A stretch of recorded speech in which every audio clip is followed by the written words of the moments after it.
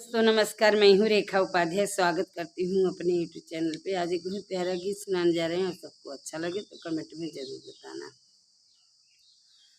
ऐ सुन ले तू ससुरे कहाल हमारी माई हो, सुन ले तू ससुरे कहाल हमारी माई हो। पहिले पहिले जब गईली गवनवा, पहिले पहिला जब गईली गवनवा, सासु हमारी आरती उतारई हमारी माइयो, सासु हमारी आरती उतारई हमारी माइयो।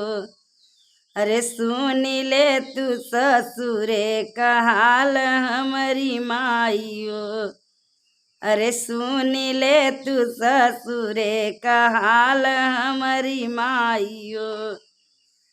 दूसरी न बार जब गईले ससुरवा, दूसरी न बार जब गईले ससुरवा, सासु अपने हाथ वही खियावई मोरी माइयो, सासु अपने हाथ वही खियावई मोरी माइयो।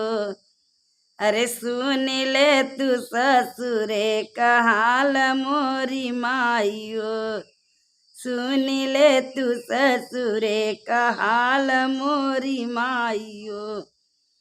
तीसरी ने बार जब गईले ससुरवा, तीसरी ने बार जब गईले ससुरवा, अरे सासु मोर लगवई सुतावई मोरी माइयो, सासु मोर लगवई सुतावई मोरी माइयो।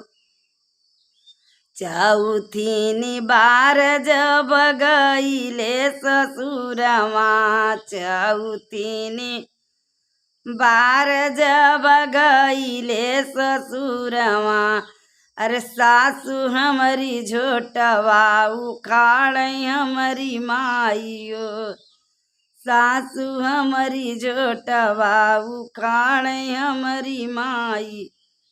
ओ सुन ले तू ससुरे कहाल हमारी माइयो, सुन ले तू ससुरे कहाल हमारी माई।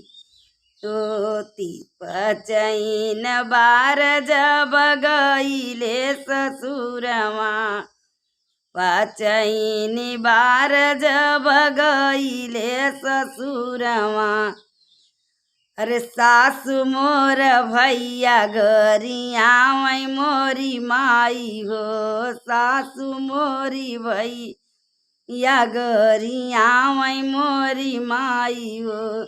सुन ले तू ससुरे कहाल मोरी माई हो, सुन ले तू ससुरे कहाल मोरी माई हो।